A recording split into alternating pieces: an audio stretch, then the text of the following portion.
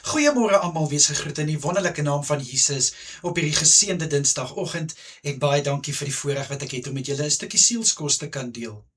In Jeremia 6 lees ons hoe God gevra het, wie sal ek stuur? En Jeremia het gesê, stuur my. Maar ek is seker, Jeremia het nie geweet wat se taak daar vir hom wag nie. Hy moes luister. Wat is daar wat vir God ongelukkig maak? En wat is daar wat hy moet sê?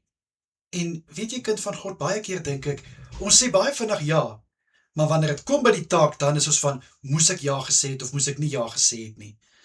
Maar waarop ek wil neerkom vandag is, God sal nie vir jou die taak gee, as hy nie weet, jy kan dit gebruik nie. Jy kan met dit werk nie. God weet wat se potensiaal daar in jou is. God weet wat jy in staat is. En as jy vir hom sê, hier is ek, Here, stuur my, en hy anoint jou en stuur jou, dan moet jy weet, daar's 'n taak wat voor lê, en daai taak moet jy voluit doen. En absolute gehoorsaamheid is baie belangrik wanneer jy besig is met die taak van God.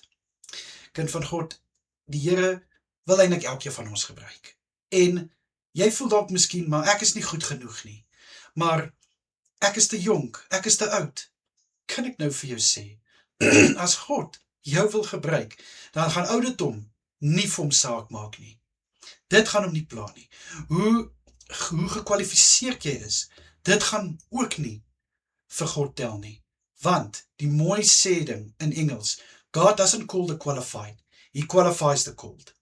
Maar nou wil ek vir jou sê vandag, is jy gereed om gebruik te word deur God, my boetie en sissa? Is jy reg dat God jou kan gebruik? Of gaan jy net sê, stuur my Here, sodat ek gestuur kan word, maar wanneer het kom by die uitdaging, dan staan ek terug. Nee, dit is te groot vir my.